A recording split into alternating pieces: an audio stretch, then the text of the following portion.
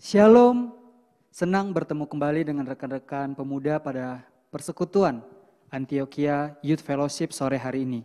Sebelum kita memulai ibadah kita akan berdoa terlebih dahulu. Mari kita bersatu dalam doa. Tuhan, kami mengucap syukur untuk berkat-Mu pada sore hari ini. Kami boleh berkumpul untuk memulai ibadah pemuda kami Bapa. Tuhan, Kau sertai ibadah kami dari awal pertengahan hingga berakhirnya, kami serahkan ke dalam tangan-Mu. Kami berdoa dan bersyukur, haleluya, amin. Teman-teman, apa kabar? Semoga kita semua sehat selalu dan selalu dalam lindungan Tuhan. Sore hari ini kebenaran firman Tuhan akan disampaikan oleh Pendeta Netson dengan tema Setia dalam Melayani. Sebelum masuk dalam pemberitaan firman, mari kita siapkan hati pikiran kita. Kita nyanyikan pujian Saat Indah. Biarlah waktu yang Tuhan berikan pada kita di sore hari ini boleh menjadi waktu yang indah untuk kita bersekutu satu dengan yang lain dan boleh mendengarkan kebenaran firman-Nya. Kita nyanyikan pujian ini untuk mempersiapkan hati dan pikiran kita. Saat indah ku berhadapan denganmu.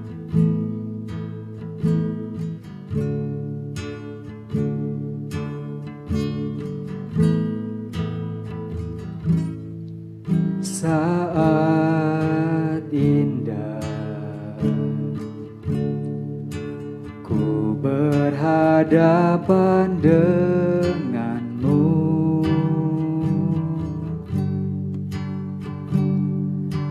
memandang wajahmu, Yesus kekasih jiwaku. Bawa daku erat dalam pelukan. Bawa daku erat dalam pelukanmu.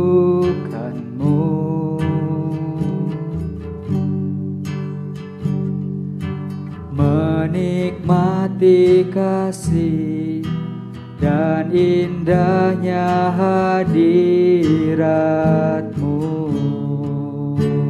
Hadirat-Mu Tuhan. Hadirat-Mu Tuhan, ku rasakan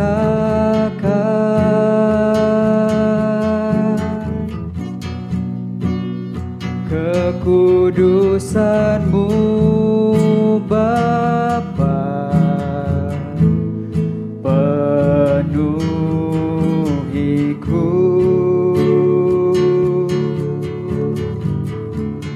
Ku rindu selalu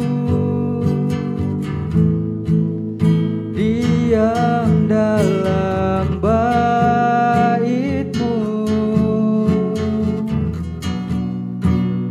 menikmati kasih anugerah-Mu. Kita nyanyikan pujian ini sekali lagi. Saat indah ku berhadapan denganmu. Saat indah ku berhadapan denganmu,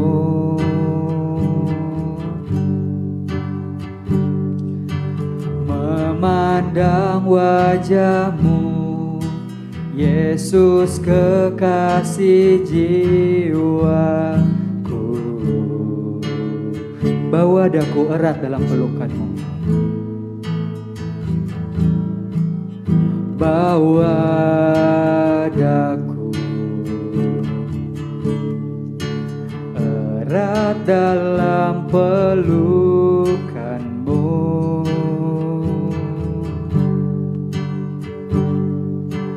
Menikmati kasih dan indahnya hadirat-Mu. Hadirat-Mu Tuhan, hadirat-Mu Tuhan,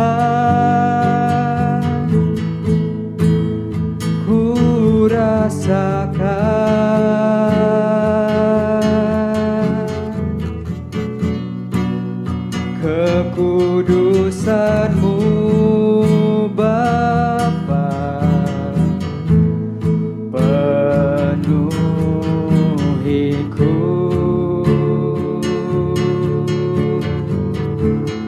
Ku rindu selalu diam dalam bait-Mu, menikmati kasih anugerah-Mu, hadirat-Mu Tuhan, hadirat-Mu Tuhan, ku rasakan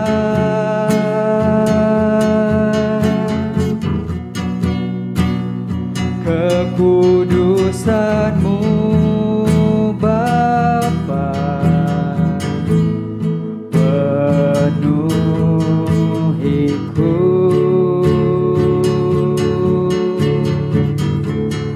Ku rindu selalu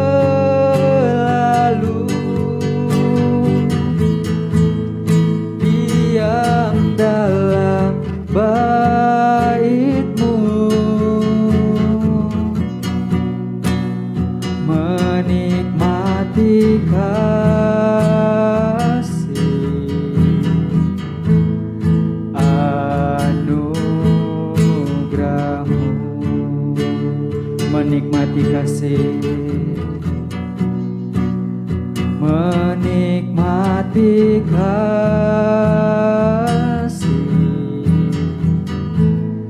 anugerah-Mu, menikmati kasih, menikmati kasih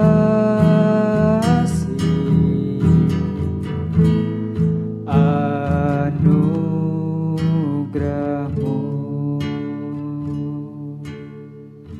Kepada Pendeta Nelson kami persilakan.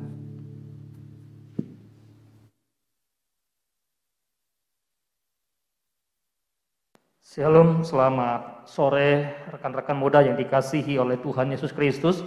Pada sore hari ini kita bersyukur pada Tuhan atas waktu yang Tuhan perkenankan untuk kita boleh beribadah bersama-sama, dan terlebih kita akan merenungkan kebenaran firman Tuhan. Sebelum kita merenungkan kebenaran firman Tuhan, mari kita berdoa. Bapa di surga, kami datang, kami bersyukur kepadamu. Tuhan begitu baik dan mengasihi kami. Tuhan begitu memperhatikan kehidupan kami dan tidak pernah meninggalkan kami sedetik pun. Oleh sebab itu Tuhan, kami hanya datang dan hanya bisa bersyukur lewat pujian, lewat kebenaran firman Tuhan yang akan kami renungkan pada sore hari ini. Berkati kami semua dimanapun ada, dan Tuhan kiranya berfirman kepada setiap kami. Dalam nama Tuhan kami Yesus Kristus kami berdoa. Amin. Rekan-rekan muda yang dikasihi oleh Tuhan Yesus Kristus, pada kesempatan sore hari ini kita akan merenungkan satu bagian kebenaran firman Tuhan yang saya ambil dari kitab 2 Timotius pasal yang kedua.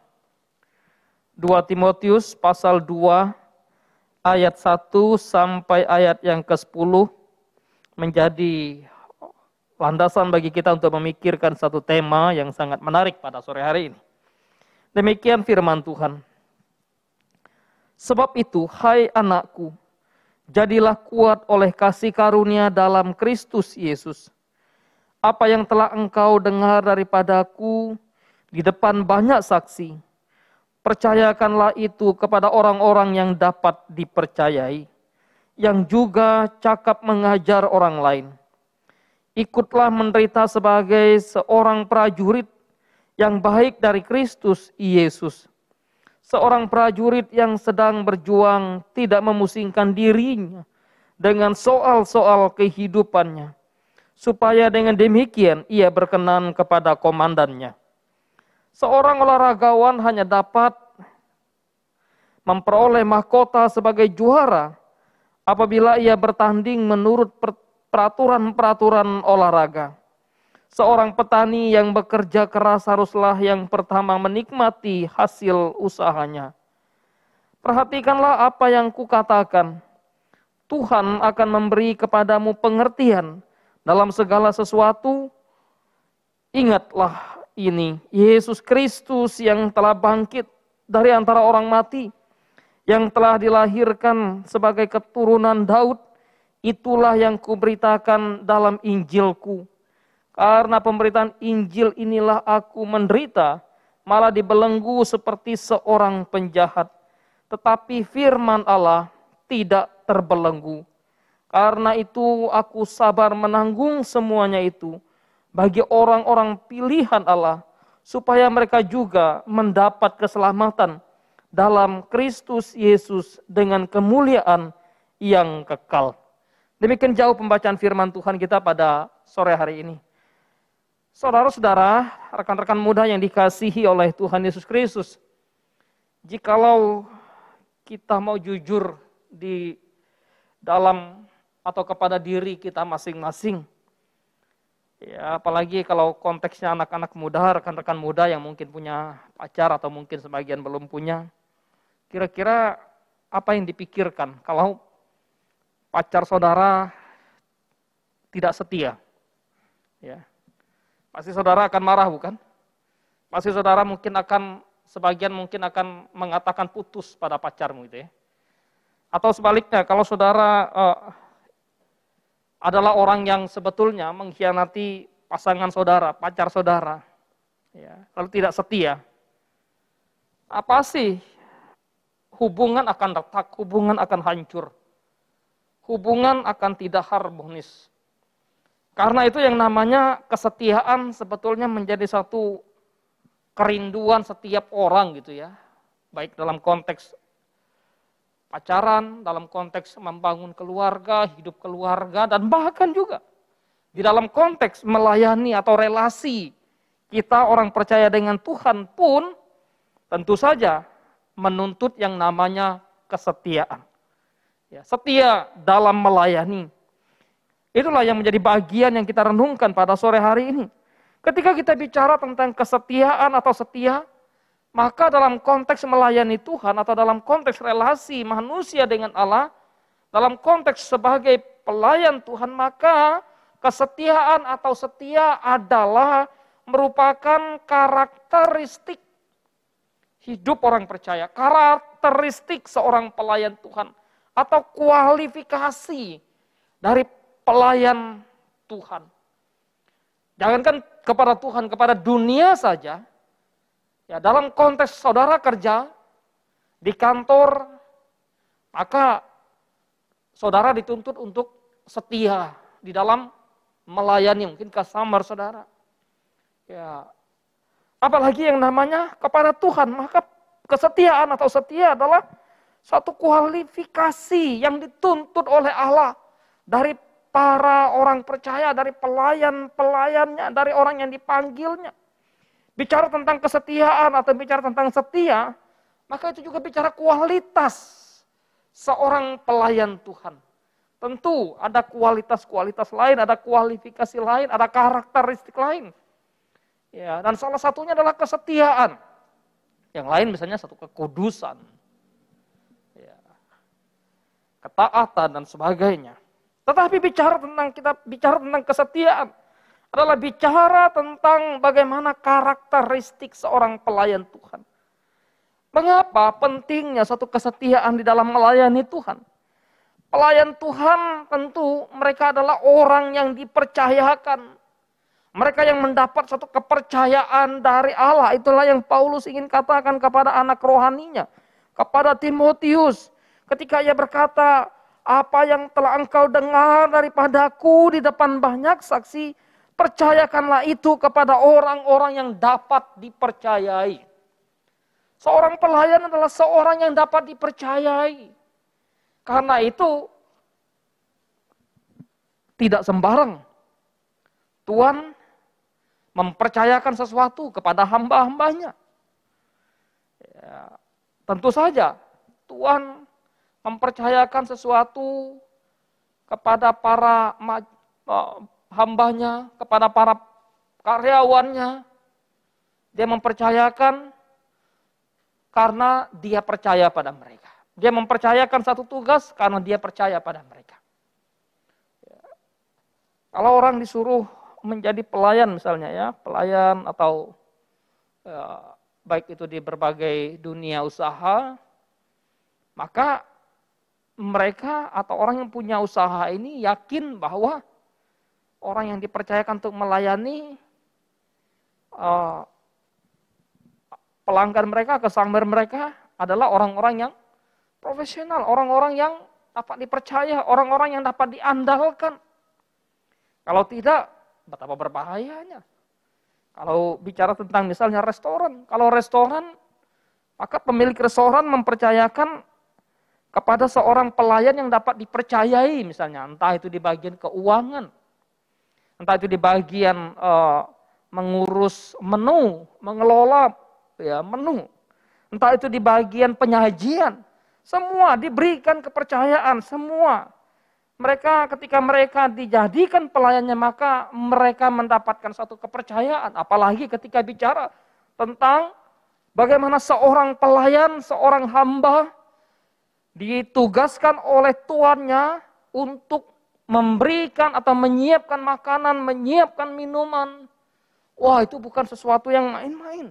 Kepercayaan itu sangat tinggi. Ya. Misalnya Nehemia menjadi juru minum raja, menjadi pelayan raja, melayani raja. Dan itu tentu suatu kepercayaan yang luar biasa. Karena ada pada raja, keselamatan dalam konteks ketika raja mau minum, ya jangan sampai raja minum air atau minum minuman yang ada racun. Oleh sebab itu bicara tentang pelayanan, atau seorang pelayan bukan hanya seorang yang mendapatkan satu kepercayaan, tapi juga seorang yang melayani Kristus adalah seorang yang sebetulnya mereka orang yang dihormati oleh Allah. Kalau kita memperhatikan apa yang disampaikan oleh Tuhan Yesus Kristus di dalam Injil Yohanes, pasal yang ke-12, ayat yang ke-26, maka di situ Yesus mengatakan, barang siapa melayani aku, ia dihormati oleh Bapa. Sekalipun pelayan adalah hamba Kristus, mereka adalah orang-orang yang dipercayakan oleh Kristus untuk melayani. Tapi mereka juga disebut sebagai seorang yang boleh mendapatkan satu kehormatan di hadapan Allah. Mereka adalah orang yang dihormati Bapa. Waduh, bukankah ini sesuatu yang luar biasa? Kalau kita mengerti, memahami makna dari melayani, maka kita tidak main-main, kita tidak sembarangan di dalam melayani. Betapa besarnya tanggung jawab di dalam melayani. Bicara tentang melayani, bicara tentang pelayanan, mereka bukan hanya orang yang mendapatkan satu kepercayaan atau orang yang dipercaya. Mereka bukan hanya kemudian orang yang dihormati atau mendapatkan satu kehormatan di hadapan Allah, kehormatan dari Tuhan, maka mereka juga adalah orang pilihan yang memang dipersiapkan khusus, yang memang dipersiapkan Allah untuk melayani dia. Paulus ketika dia dipanggil oleh Tuhan di dalam satu pertobatannya untuk melayani Allah, maka Tuhan begitu jelas berbicara kepada Ananias yang ada di dalam kota Damsik, yang kepadanya Paulus pergi ke rumah Ananias itu. Ketika Ananias mendengar bahwa ada seorang yang datang kepadanya dan Ananias harus mendoakan sehingga Paulus yang pada waktu itu sebelum bertobat bernama Saulus, kata itu sampai ke telinga Ananias. Ananias berkata, orang ini terlalu jahat. Orang ini terlalu banyak kejahatannya. Betapa banyak perbuatan-perbuatan jahat yang dia lakukan. Tapi Tuhan berfirman kepada Ananias, Orang ini akan dipersiapkan untuk menjadi alat pemberitaan Injil. Orang ini akan dipersiapkan untuk melayani aku. Jadi pelayanan atau melayani adalah bukan suatu selera. Saya selera, saya melayani. Saya suka, saya melayani. Bukan suka-suka. Bukan selera kita. Bukan juga suatu, waduh saya pilih, saya melayani, saya tidak pilih, saya tidak melayani. Tidak bisa. Oleh sebab itu bicara tentang melayani atau pelayanan adalah kasih karunia Allah yang diberikan kepada orang yang kepadanya Allah kasihi, Allah cintai.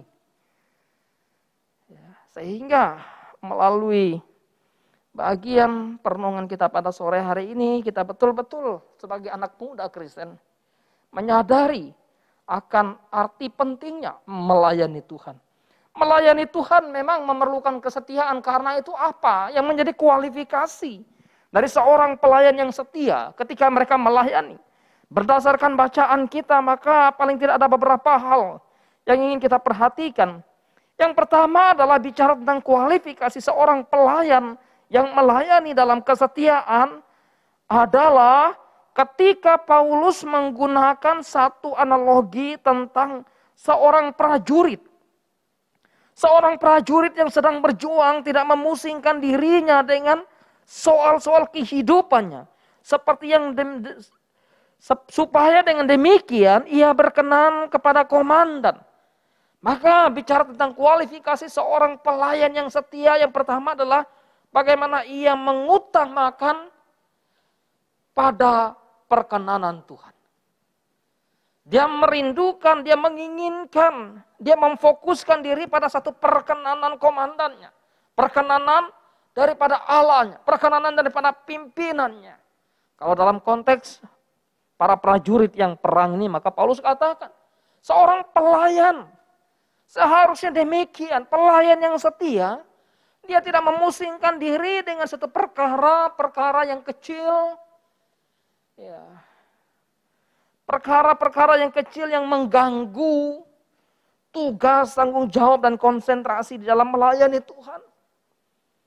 Dia setia. Kenapa? Karena dia tahu. Dia dipanggil, seorang prajurit ditugaskan untuk berperang. Seorang prajurit ditugaskan untuk mengamankan daerah dari wilayah musuh, dari serangan musuh. Seorang prajurit ditugaskan untuk bertempur melawan musuh. Sehingga sebagai seorang prajurit hanya satu kata, ketika komandan mengatakan harus perang, pergi untuk berperang, maka prajurit harus mengikuti. Tidak ada alasan, waduh saya nggak bisa pergi berperang dan. Kenapa? Perkara dapur belum selesai misalnya ya, nggak bisa. Saya nggak bisa pergi berperang dan kenapa? Oh, anak saya harus saya antar ke sekolah misalnya ya, nggak bisa. Seorang prajurit dikatakan yang sedang berjuang, dia tetap memfokuskan dirinya pada perkenanan komandan. Ia harus berkenan kepada seorang komandan. Demikian juga dengan pelayan Tuhan. Sebagai pelayan-pelayan Allah, anak-anak muda yang dikasihi Tuhan. Siapa yang kita utamakan untuk kita perkenankan? Diri kita kah? Pekerjaan kita kah? Hal-hal lain yang mengganggu jadwal pelayanan kita kah? Maka jikalau kita mengerti, memahami prinsip penting dalam melayani Tuhan, tentu kita mengutamakan perkenanan Allah. Mencari perkenanan Tuhan, bukan mencari perkenanan manusia. Itu yang Paulus katakan di dalam suratnya kepada jemaat di Galatia. Tapi hal yang sangat menarik juga ketika bicara tentang kualifikasi seorang yang melayani dalam kesetiaan mereka adalah bukan hanya sekedar bagaimana mereka mencari suatu perkenanan Tuhan. Tapi mereka adalah orang yang betul-betul mau taat kepada perintah Allah, kepada role-nya Allah, kepada firman-Nya Allah. Tanpa ketaatan kepada firman Allah, tidak mungkin orang akan menjadi pelayan yang taat. Tanpa taat kepada perintah Tuhan, tidak mungkin orang disebut sebagai seorang pelayan yang setia. Tidak bisa. Karena itu dalam bagian tulisan Paulus untuk mengingatkan Timotius yang menggunakan seorang olahragawan hanya dapat memperoleh mahkota sebagai juara apabila ia bertanding menurut peraturan-peraturan olahraga. Ada peraturan-peraturan dalam olahraga. Kalau peraturan itu dilanggar, maka peserta yang sedang berolahraga bisa didiskualifikasi. Apalagi sekarang ya teman-teman muda, barangkali sebagian yang pengagum dan pencinta bola, ya ada yang sebagian mungkin mengikuti perkembangan Piala Euro gitu ya, 2021. Ada wasit yang ditugaskan oleh panitia untuk apa? Untuk mengawasi pertandingan yang sedang bertanding. Kalau ada pelanggaran maka ada kartu kuning. Kalau pelanggarannya berat lagi ada kartu merah. Pelayan Tuhan yang setia adalah pelayan yang taat kepada firman Allah. Kalau kita memperhatikan tulisan Rasul Paulus, kita membaca dan kita menemukan bagaimana hidupnya begitu taat kepada firman Allah. Dia begitu menyerahkan seluruh kehidupannya kepada Tuhan. Firman Allah yang menjadi pedoman bagi dia untuk dia melakukan segala sesuatu dalam pelayannya. Perintah Allah. Ya. Tanpa ketaatan kepada firman, tanpa ketaatan kepada aturan-aturan yang Allah berikan, maka kita sesungguhnya bukanlah sebagai seorang pelayan yang taat. Karena itu, ya, bagaimana kita menjadi seorang pelayan yang taat. Pelayan yang taat, kualifikasi seorang pelayan Tuhan yang begitu setia, yang begitu taat di dalam melayani. Bukan hanya sekadar bagaimana mereka memperhatikan, mentaati kebenaran firman Allah. Harusnya kualifikasi orang yang setia di dalam melayani Tuhan, seorang disebut sebagai seorang yang setia dalam melayani Allah, adalah ketika mereka betul-betul hidup di dalam satu kesabaran menghadapi berbagai tantangan dan kesulitan. Inilah salah satu pergumulan yang tidak mudah. Kenapa orang tidak taat? Kenapa orang ada yang tidak setia dalam melayani Tuhan? Karena mereka berpikir bahwa melayani Tuhan kok diperhadapkan dengan kesulitan. Melayani Tuhan kok diperhadapkan dengan pergumulan yang berat. Melayani Tuhan kok ada satu penderitaan. Melayani Tuhan kok ada sakit sih. Melayani Tuhan kok ada kesulitan keuangan. Bagi mereka ya, kalau saya setia melayani Tuhan, ya maka semua akan berjalan mulus. Sehingga kalau perjalanan kehidupan tidak mulus adanya, kemudian ada kesulitan, ada kesakitan, ada pergumulan yang berat, wah, berarti ada ya, sebetulnya sebagian orang kan mengatakan, ya untuk apa saya setia melayani Tuhan? Saya capek, saya setia. Tapi kok ternyata ada kesulitan-kesulitan. Paulus menggunakan satu gambaran yang sangat familiar, tentu saja dalam konteks zaman itu, bagaimana seorang petani. Seorang petani yang bekerja, dia haruslah yang pertama menikmati hasilnya. Bicara tentang petani yang bekerja, yang menantikan hasil, mereka begitu sabar. Mereka begitu setia mengelola ladang mereka. Mengelola tanah yang akan mereka tanam. Sekalipun barangkali mereka tidak tahu kapan musim hujan itu tiba. Tetapi mereka terus bekerja dengan kesabaran. Di bawah terik matahari yang menyinari mereka, barangkali menjadikan kulit mereka gosong. Misalnya ya.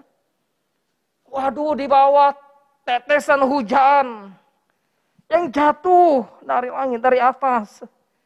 Lalu mereka tetap gigih dalam bekerja. Betapa setianya mereka mengerjakan ladang pertanian mereka. Kenapa? Karena mereka tahu ada hasil yang akan mereka peroleh. Ada hasil yang mereka dapat. Ketika kita bicara tentang melayani Tuhan dalam satu kesetiaan, bukan lagi di mana kita menantikan berkat yang besar dalam konteks bahwa ada upah yang besar. Tidak, upah itu sudah Tuhan berikan. Ketika Kristus Yesus Tuhan memanggil kita, mati di kayu salib menebus dosa kita. Upah sudah Tuhan berikan. Bicara upah tentunya sebetulnya bukan upah. Anugerah Tuhan sudah berikan. Anugerah terbesar sudah Tuhan berikan. Keselamatan sudah Dia berikan. Dan bahkan ketika Dia memanggil kita dengan satu panggilan sekaligus menyertakan pelayanan, ada bonus di sana. Ditambahkan lagi. Bekerja bersama-sama dengan Kristus. Tuhan menempatkan kita di muka bumi ini. Tuhan menempatkan kita di dunia. Bekerja untuk Dia. Karena itu bagi sebagian orang, untuk apa saya setia melayani Tuhan? Ya, saya setia juga toh apa yang saya inginkan tidak saya dapatkan. Saya setia melayani Tuhan, tapi kenyamanan, kesenangan tidak kunjung tiba misalnya ya. Yang ada kesulitan, penderitaan. Perhatikan apa yang Paulus sampaikan kepada Timotius. Apa yang kau dengar daripada aku di depan banyak saksi. Ya, bagaimana dia memerintahkan kepada Timotius untuk hidup dalam kesabaran dan bahkan di dalam satu penderitaan. Karena itu sabarlah. Menanggung semua penderitaan. Paulus katakan di dalam ayat 10. Dia sabar. Menanggung semua penderitaan. Dia menderita karena Injil. Dia dibelenggu. Dia dipenjarakan. Layaknya seorang penjahat. Padahal dia begitu setia melayani Tuhan. Tapi ada kesulitan. Ada tantangan. Karena itu tidak jarang kemudian orang tidak setia dan tidak bertahan dalam melayani Tuhan. Kenapa? Karena tidak kuat menghadapi barangkali kesulitan-kesulitan yang dihadapi. Kesulitan. Tentu banyak hal. Tidak seperti apa yang Paulus alami barangkali ya. Kalau Paulus kan betul-betul mengalami penindasan, deraan, dibelenggu, dipenjara. Ya, kesulitan kita tentu berbeda-beda dalam melayani Tuhan. Tapi ketika ada kesulitan, ada duri, ada kerikil-kerikil kecil.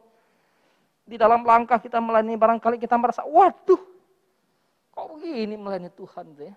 Untuk apa saya setia? Gitu, barangkali sebagai. Tapi kalau orang yang betul-betul hidup sebagai pelayan Tuhan yang sungguh-sungguh, mereka akan tetap setia. Karena itu bicara kualifikasi pelayan Tuhan yang setia adalah bicara bagaimana mereka memfokuskan diri pada jiwa-jiwa. Orientasi mereka adalah jiwa-jiwa yang akan mereka tuntun kepada Allah. Jiwa-jiwa yang akan mereka tuntun kepada Kristus. Karena itu Paulus mengatakan ya dalam ayat yang ke-10. Karena itu aku sabar menanggung semuanya bagi orang-orang pilihan Allah. Supaya mereka juga mendapat keselamatan dalam Kristus Yesus. Dengan kemuliaan yang kekal. Supaya mereka juga mendapatkan keselamatan. Yaitu orang-orang pilihan Allah. Ya, karena itu ketika kita melayani, fokus kita apa? Ketika orang fokusnya pada diri, maka sulit dia untuk setia melayani Tuhan. Ya.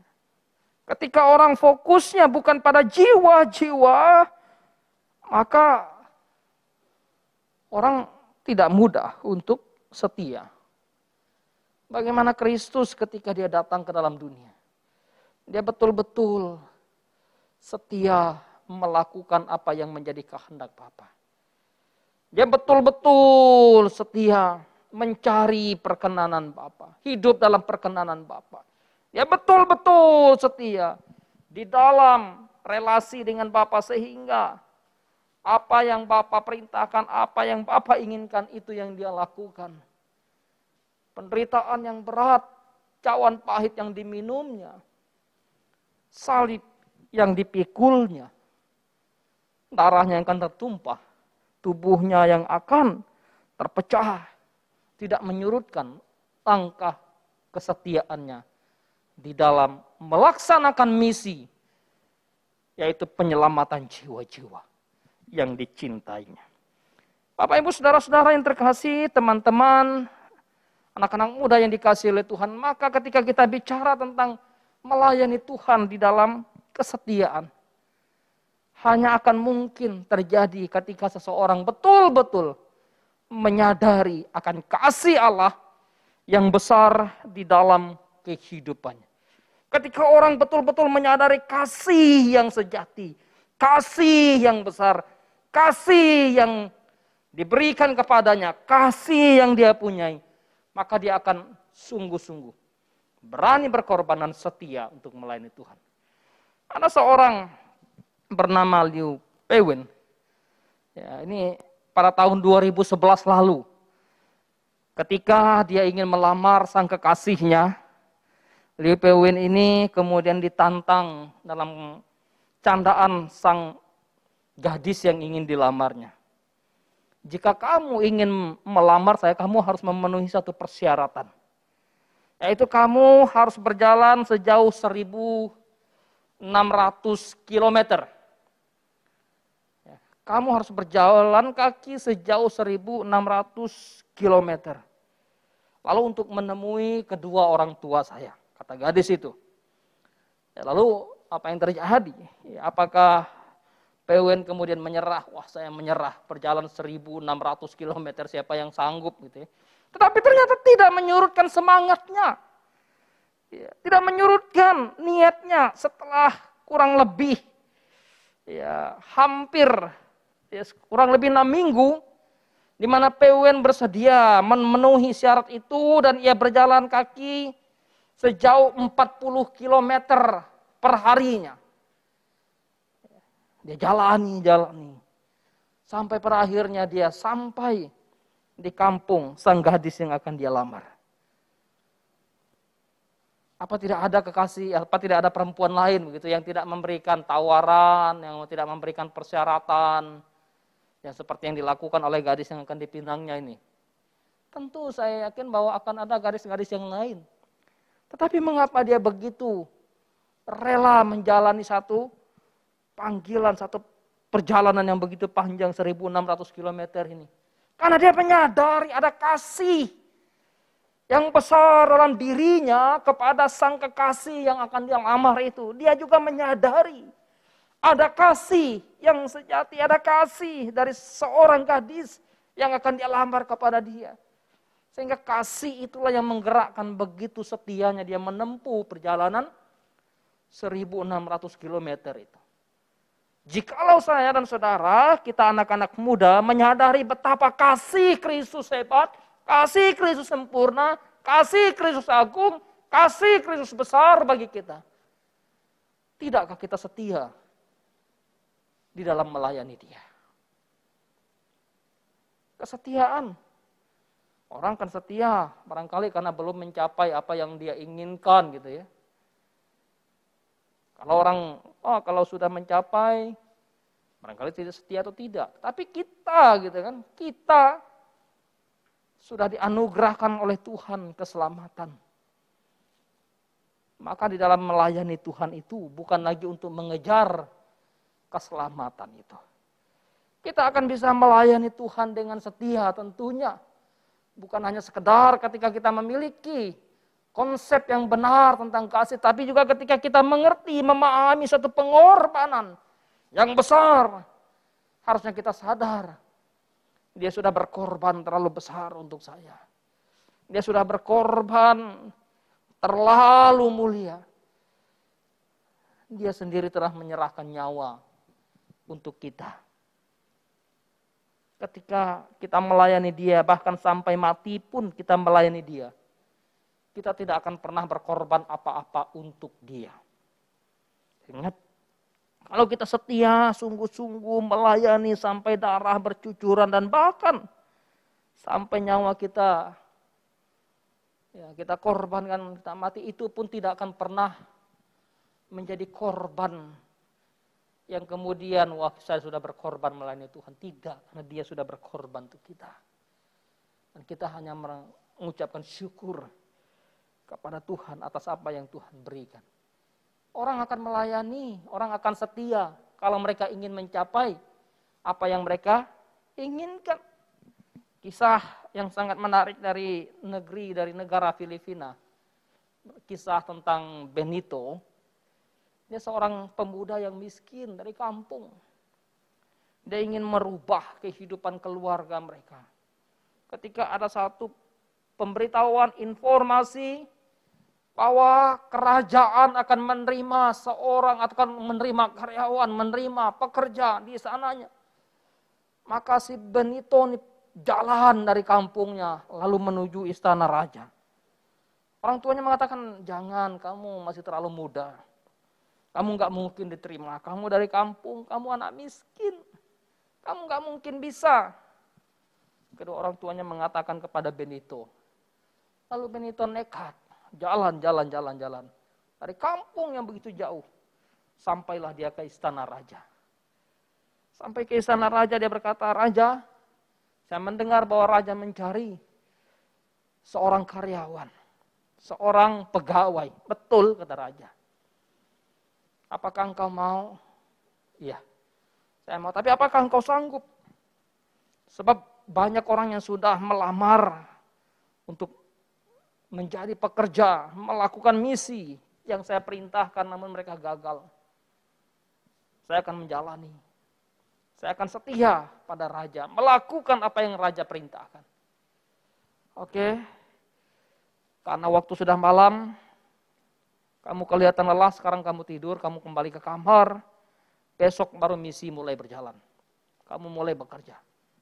Si Benito kemudian diperintahkan oleh raja untuk pergi ke salah satu daerah di pinggiran laut, di seberang lautan, untuk menyelamatkan sang permaisuri yang sedang ditawan di sana. Ketika Benito menjalani, masuk ke dalam hutan, waduh ini jauh sekali. Jauh sekali. Ketika dalam jalan hutan, dia melihat, oh ada burung yang sedang terjerat di dalam sangkar, dalam jerat. Lalu dibebaskannya. Oh dia melihat lagi ada lautan, tapi dia tidak bisa berenang. Ada ikan, raja ikan. Lalu membawa dia ke seberang lautan. Dia membebaskan seorang permaisuri yang tertawan, lalu dia membawa itu kepada raja.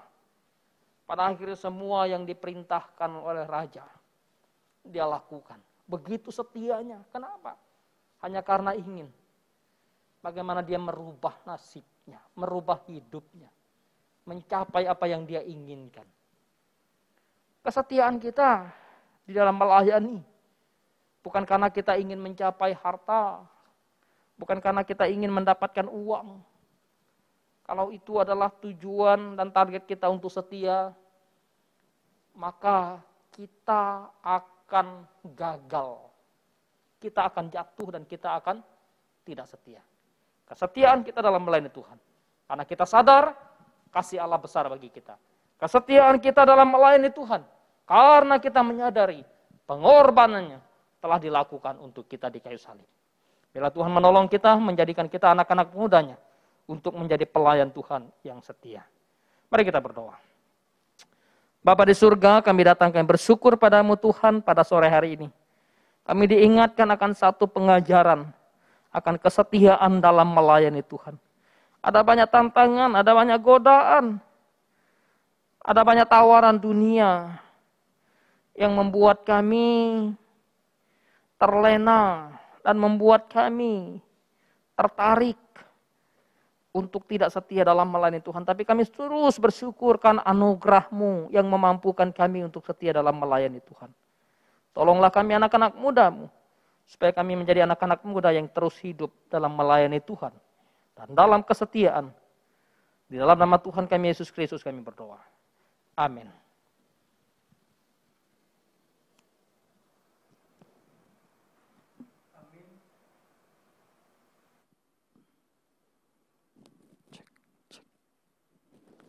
Amin untuk kebenaran firman Tuhan. Kita akan memberikan persembahan. Teman-teman bisa memberikan persembahan melalui rekening gereja dan barcode yang sudah tertera di layar. Mengiringi persembahan kita akan menyanyikan pujian, Ku Tetap Setia.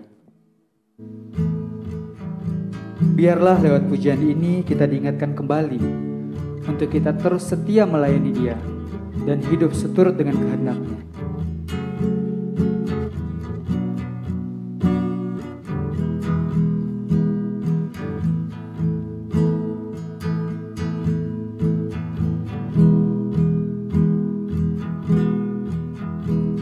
Seperti wanita mengurapimu,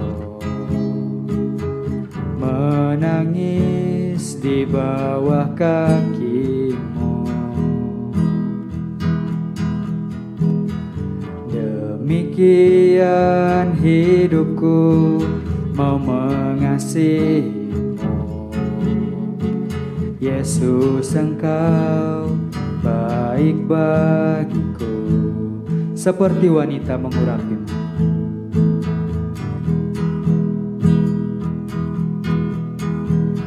Seperti wanita mengurapimu,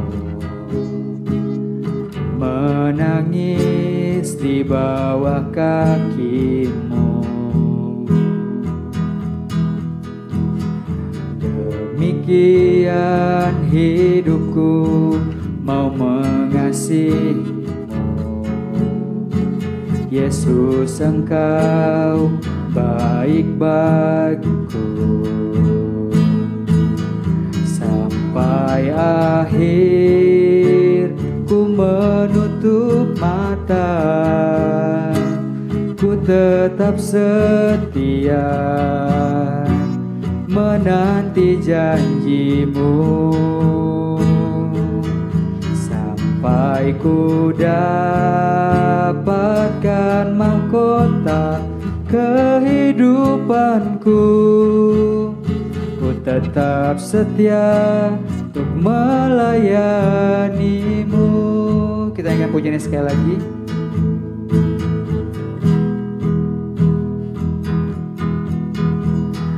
Seperti wanita mengurapimu, menangis di bawah kakimu. Demikian hidupku mau mengasihimu, Yesus, Engkau baik bagiku. Sampai akhir, sampai akhir ku menutup mata, ku tetap setia menanti janjimu,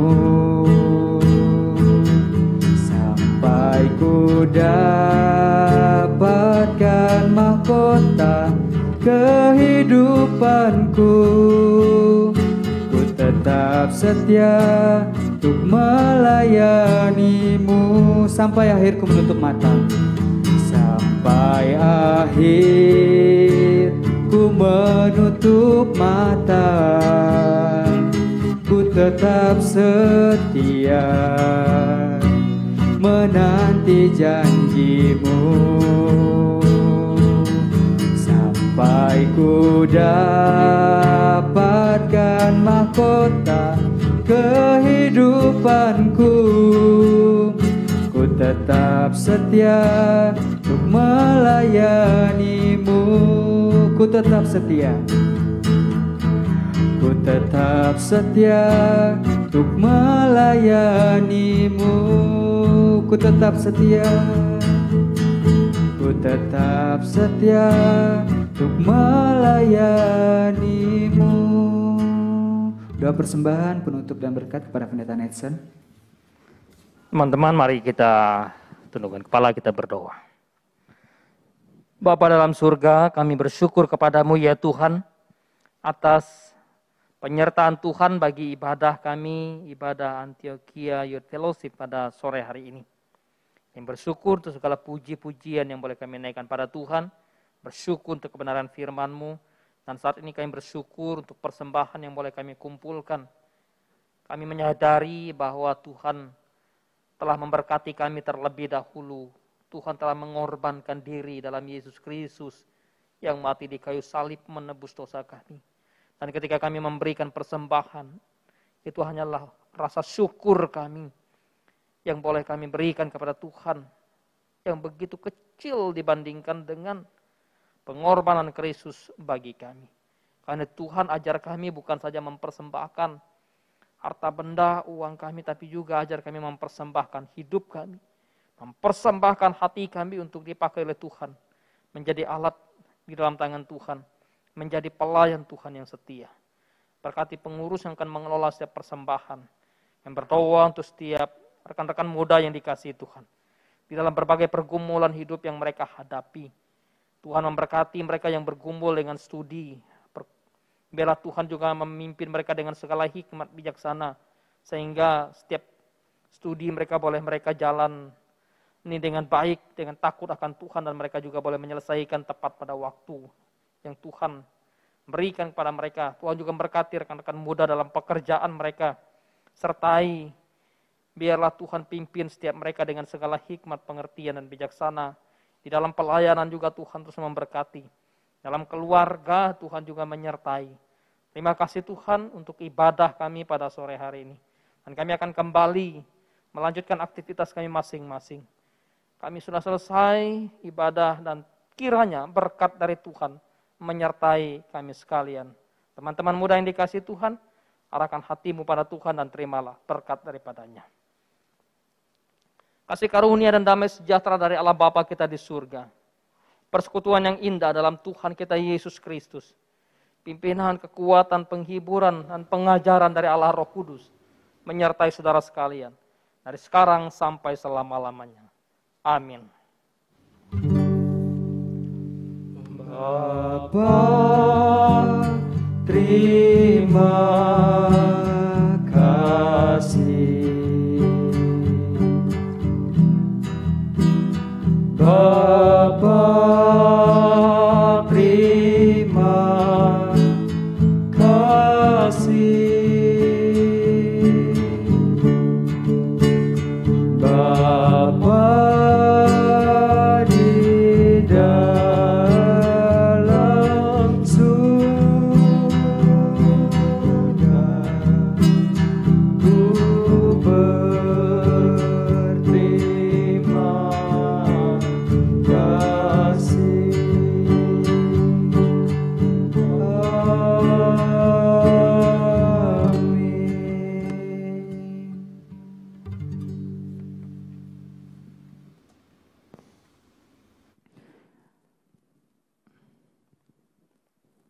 Ibadah kita telah selesai, teman-teman. Sebelum ditutup, saya akan menyampaikan pengumuman untuk kita. Ibadah IF minggu depan kita akan laksanakan kembali melalui Zoom. Nanti akan sharing dari Kak Kesha dengan tema A Song to God. Sampai jumpa minggu depan. Tuhan Yesus memberkati. Selamat hari Sabtu, selamat bermalam minggu. Tuhan Yesus memberkati.